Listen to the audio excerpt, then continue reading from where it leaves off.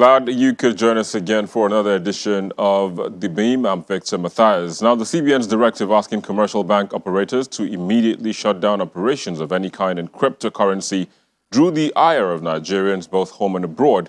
Despite the furore that followed, the Apex Bank maintained its stance, saying there is no going back with the policy, as it was carried out to protect Nigeria and Nigerians from certain vices such as terrorism funding, illicit flow of funds, amongst others. And that will be our focus on the show today. But as always, before we get into all of that discussion, let's first see what made the social media interesting in the past week.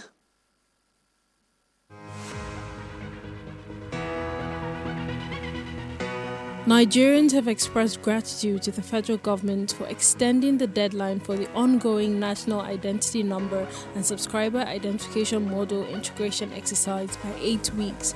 The Director of Public Affairs at the Nigerian Communications Commission, who disclosed it, said the extension was conveyed by the Minister of Communications and Digital Economy, Dr. Issa Pantami.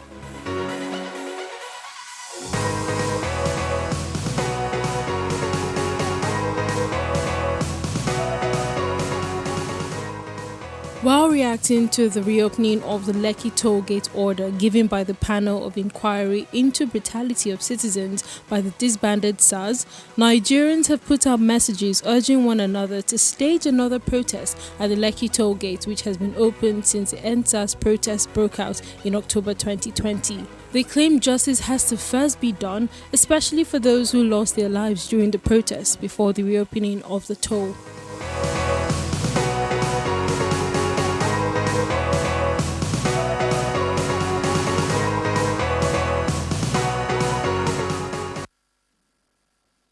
Well, there you go. Those were some of the trends in the past week. But you can also be a part of the conversation from wherever you're watching around the world. Just use the hashtags showing on your screen as well as the social media addresses we have there at Channels TV, at Channels Beam, at Victor_MBIDI. You can use the hashtag Channels Beam as well as cryptocurrency. And we have joining us today on the program from our Abuja studio, Jude Ferromi. He is the CEO of Founders Network. Jude, it's a pleasure to have you on the program today. Thank you very much, Victor. You're welcome. We also have joining us via Zoom from Lagos, Nigeria here, Bolaji Onibudo. Of course, he is also the CEO of Zenbit Digital Transaction Services. He joins us via Zoom from Victoria Island in Lagos. It's a pleasure to have you on the program, Bolaji. Always, Victor. It's good to be here. Thank you. Of course, you're welcome. Kicks out the conversation for us, Bolaji. So much has been going on. So much has been said.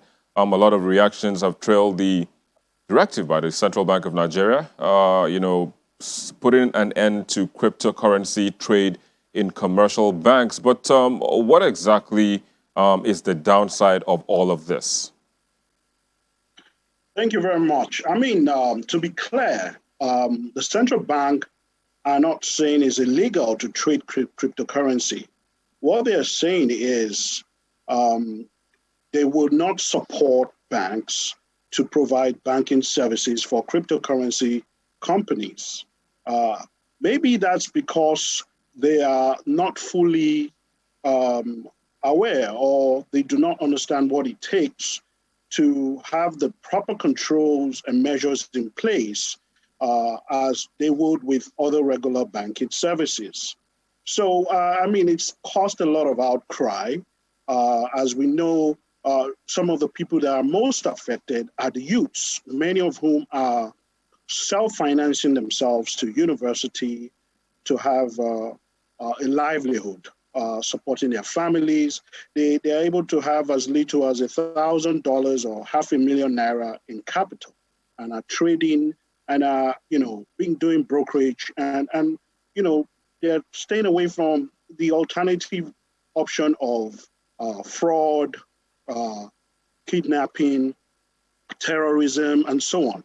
So it's really created opportunity for the youth. So that is the real sad part of it.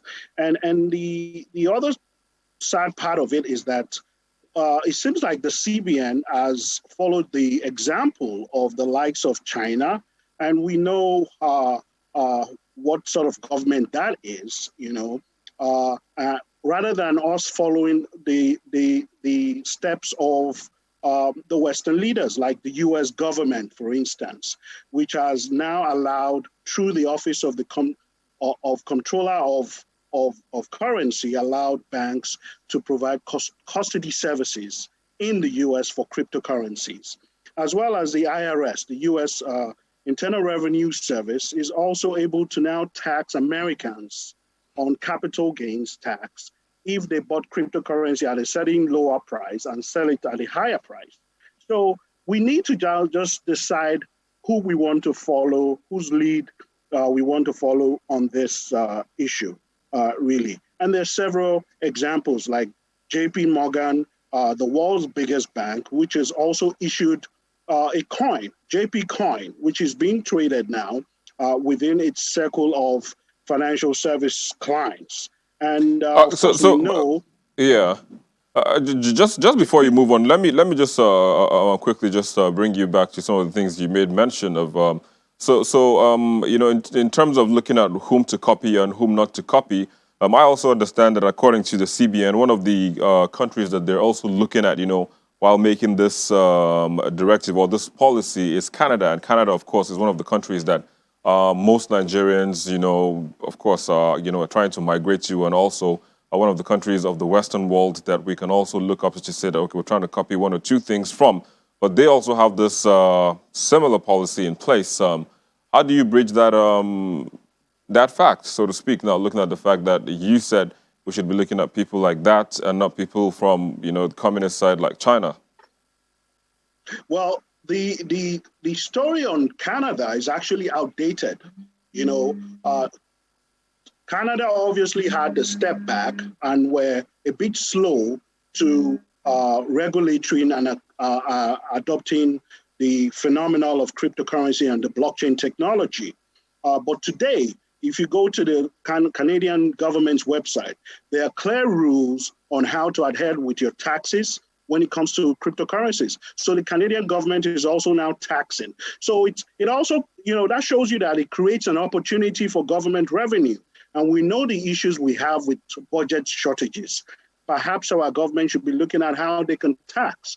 When you consider the Nigerian Stock Exchange, there's stamp duties you pay VAT on transaction fees. And so their revenues going to the government. So this is the sort of things we need to look at. And obviously, the opportunity for our banks is also to provide custody services for investors in cryptocurrency and make it more mainstream. So the issue of Canada is really out of it. It's outdated. All right. Let me quickly move to our Abuja studio where we have Jude Ferrami standing by. Jude, of course, I know you've been following the conversation as well. So one of the reasons the CBN gave, is the fact that they said now most of the people who use this value anonymity, obscurity, concealment, and also there are risks of losing investments, money laundering, terrorism financing, illicit fund flows, and criminal activities. But in your own estimation, do you think all of these exist in the use of cryptocurrencies? Absolutely. And the first thing that comes to my mind when I saw the press statement and the excuses that they gave was that by this single policy, what you were doing is even increasing the level of anonymity with cryptocurrency transactions in the country. Cryptocurrency exchanges like Binance, Bitcoins, Luno, Remitano these exchanges has afforded people who want to trade, people who want to get involved. You do a KYC when you want to open an account on these exchanges. They know where you are. They even request for your BVN. And that takes away to a reasonable extent some level of anonymity when you're transacting through the banks. But what's going to happen now is peer-to-peer exchanges, which most people who even use cryptocurrency to carry out this kind of terrorism financing, I'm not sure they use exchanges. And honestly, that's a mask, if you ask me. I'm going to be honest with you. In my opinion, the excuses that the Central Bank of Nigeria is currently giving for this ban is a mask, is a facade, like to say the least, on why they're really putting What do you think? engaging What do you think, cryptocurrency. Jude? What do you think might be the reason behind the directive? It's the foreign exchange atmosphere in the country. Look at the amount of remittances that Nigeria has gotten for the past 6 quarters, and you realize that these remittances that is coming through the official CBN portals, right, is reducing by the day. And why? Because the policies of the Central Bank of Nigeria, first in 2017, they ensured that international monetary unions cannot give remittances to people in dollars. So if you send dollars all the way from wherever you are outside the country, the person getting it here in Nigeria gets naira. And, not just naira, but naira in the equivalent of the central bank's current exchange rate. So people try to bypass that because in the end, you want people who you're sending money to get the real value of the money that you're sending. Secondly, you find out that the access to the official market rate for dollars in Nigeria has drastically reduced. So every time you're seeing the central bank is placing a ban on, if you're trying to trade this particular commodity, you can't get dollars from CBN. If you're trying to get manufacturing or maybe any other product, that list continues to expand. And what the CBN does with that policy is that if you are denying access to the official market, you are creating demand at the alternative markets. And that's why you see that the adoption of cryptocurrency as an alternative for people to use to conduct transactions, international transactions more or less, has increased. Now, when you look at that forex situation, what you find is that a lot of Nigerians are preferring to use this cryptocurrency, this digital currency, as an alternative to facilitating trade, to getting money abroad, to making business happen. And this is the situation that the Central Bank of Nigeria, under Mr. Godwin Emefiele, has found itself. So, in my opinion, and from every angle that you can look at this, they mentioned financial terrorism, for example. Recently, the UAE announced that some 8 people were responsible for financing Boko Haram. We've not heard the Central Bank of Nigeria say a dime, or one word, or one press statement on how they're able to track these transactions. Right? But now when it comes to cryptocurrency, and much importantly, cryptocurrency exchanges and the people who are facilitating this kind of trades, who request for your customer details, which is what they call KYC, they request for your BVN, you say there's anonymity there. Where is the anonymity?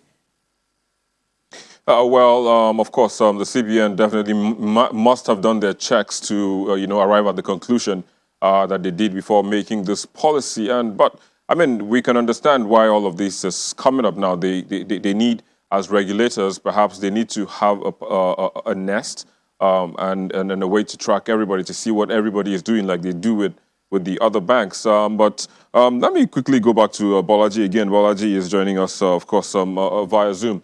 Bolaji, now in terms of regulation, some have argued that there has been some form of contradiction between the CBN and the SEC, which is also another regulatory body. But have you seen any contradiction? And if you have, where? Yes, certainly. As you know, cryptocurrencies, by the Harvey test, which was derived in the U.S. During a craze, a U.S.-based case with securities. So cryptocurrencies are mostly securities, meaning like they are similar to shares and equities of companies, and because they are issued by organizations or communities online. So that is why they are regarded mostly as securities. And that is why it sort of makes sense for the Securities and Exchange Commission to be the one to make the governing rules around cryptocurrencies and digital assets that are specifically that of securities. But the CBN definitely has a role to play because they govern and regulate the custodians, the banks. So, there needs to be a joint effort extending what SEC has published, the formal position of SEC as an entity of federal government, defining cryptocurrencies as securities. And then now we need to have the CBN also coming to put the rules, the AMLs, anti-money laundering procedures and checks and balances in place, and also to avoid counter-terrorism funding. So I think that's really the missing pieces here. So it's about intergovernment collaboration. All right, while we ponder on those missing pieces, just hold your breath for a second. We'll take a quick break. And of course, I'll come back to you to tell us more on those missing pieces, but we'll take a quick break and we'll be back shortly to continue with this discussion. Please stay with us. Thank you for staying with us. We'll still have with us our panelists well, not right here in the Lagos studio, but in the Abuja studio as well as via Zoom, where Bolaji Onibudo was telling us about some missing pieces that, exist right now between some of the regulators in the country, that's the CBN and the SEC. So, Bolaji, let me just come back to you now. Going by what you said earlier on, it seems one of the agencies, which is the SEC, is recognizing cryptocurrency as a security. Meanwhile, the bank regulators, that's the CBN, is saying that banks should not be involved. But in all of this, like they always say that man didn't make an aeroplane until man decided it was time to fly. So moving forward, do you think there might be what some have termed a credit union, or perhaps maybe a bank, so to speak, now a crypto bank that would allow people within the space trade here and there without any form of impediments from regulators like the CBN? We really want to plead with the CBN to take another look at this and engage experts like us to let us look at the best practices and to be more progressive. Let's look at the pros over the cons, and let's obviously identify the risk and mitigate them. We don't really want to go in rivalry and start putting a credit union or some sort of, other entities that would rival or challenge them. No, we are all Nigerians. They're there to work for the interest and progress of Nigerians. If cryptocurrency is an investment alternative to grow wealth, Nigerians should have that opportunity too. As do the Americans or Europeans and even Chinese.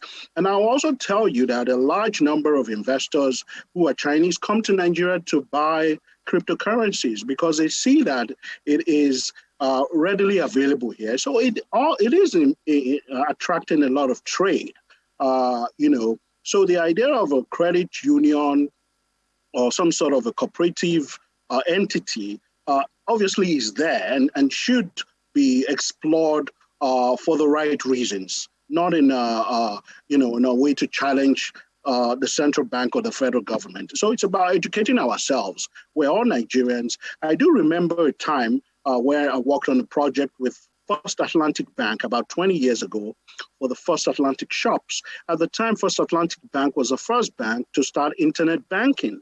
At one point, the CBN suspended their license for doing internet banking. Can you imagine?